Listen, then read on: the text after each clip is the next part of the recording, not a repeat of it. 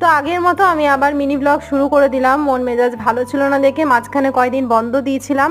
মন ভালো না থাকার কারণ হচ্ছে গিয়ে বাবা মা বাড়ি চলে গিয়েছে, তো তাই একা একদম তো ভালো লাগছে না। তো চলো, দেখেছো গোপলুকে উঠিয়ে দিয়েছে সকাল সকাল, আর আমার কিন্তু সকাল সকাল আর কি কাজকর্ম রান্না বান্না বসিয়ে দিয়েছে। আর গাছগুলো তোমাদের সাথে একটু শেয়ার করছি। দেখো আরো নতুন নতুন সব কাঠগোলাপের গাছটা চেনে লাগিয়েছি, আর বাইরের ওয়েদারটা ঠিক এইরকম।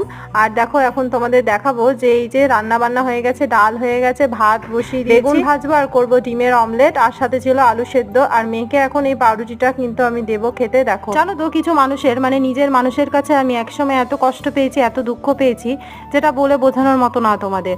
আমি এখন ভগবানের কাছে গেলে এটাই বলি যে যেন তারা যাতে আমার থেকে, আমাকে যে কষ্টটা দিয়েছে তার থেকে যেন দ্বিগুণ তারা কষ্ট পায়। তুমি তাদের কিন্তু দেখো, কাউকে কিছু বলতেও যাবো না যে কেন আমার সাথে এরকম ব্যবহারগুলো করেছো। যে বলার সে কিন্তু ঠিকই বলবে। একা থাকলে জানো তো এরকমই মনে হয়, আমরা কি এত কারোর ক্ষতি করেছিলাম?